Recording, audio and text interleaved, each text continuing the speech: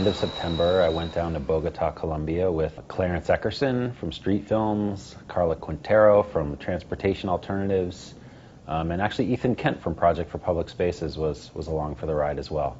We were taken around by Guillermo Gil Peñalosa, who is the brother of the former mayor Enrique Peñalosa.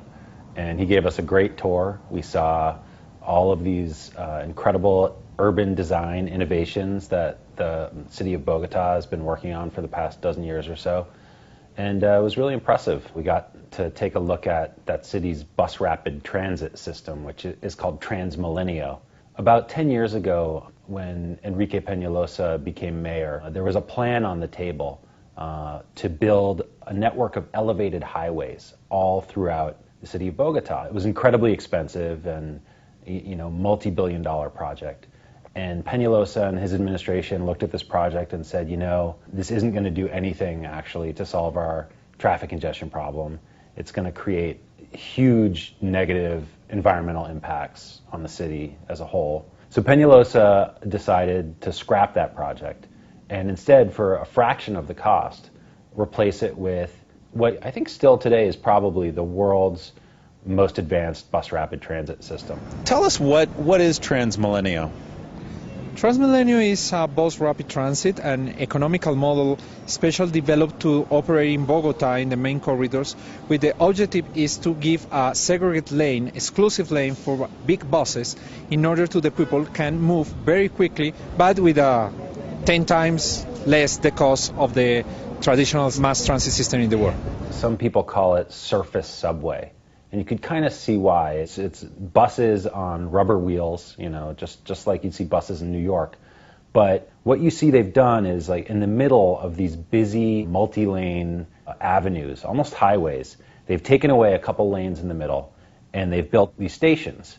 And next to the stations, you'll see usually 2 lanes of buses running on either side.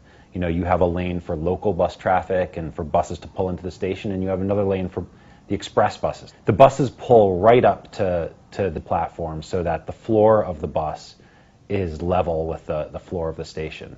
So it's really easy for wheelchairs and older people and people pushing strollers to get on and off the buses. I got to interview the CEO of the Transmilénio system, and she's someone who was there from the very beginning of the system and kind of worked her way up.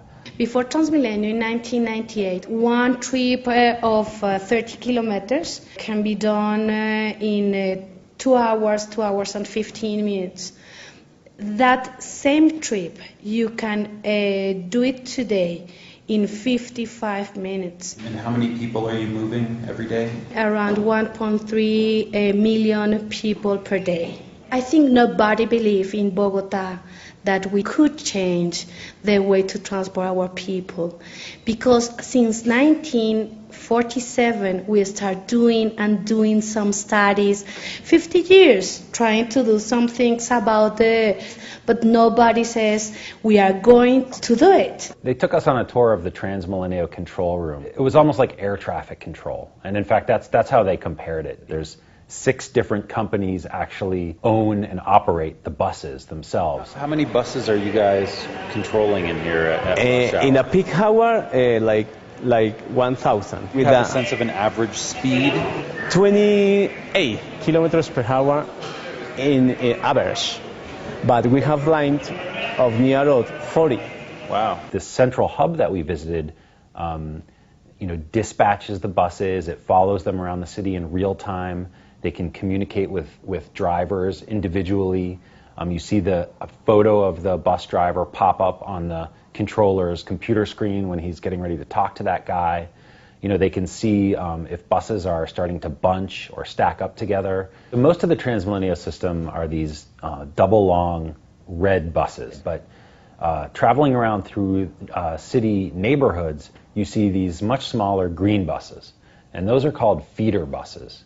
And what the feeder buses do is they travel through neighborhood streets and pick up people and take them to the bigger bus stations. One of the interesting things about the green feeder buses is that they're free. You don't pay for your Transmilenio ride until you get to the bigger bus station. That's one of the things that really speeds up the loading and the unloading, kind of like the subway in New York. You're paying for the bus in the station rather than having to pay the driver and wait for everyone else to pay the driver. One of the most impressive sort of intermodal transportation features that we saw while we were in Bogotá was this bike parking facility inside of a bus station. For the Transmilénio system, it's very important the integration between transportation means. We have today 3 terminals and 1 station with bike parking facilities. In this case, we're in America's terminal. This parking facility has 750 capacity. It's very safe. It's a good feeder system for the Transmilénio, and it's for free. Nosotros compramos la tarjeta de Transmilénio para ingresar.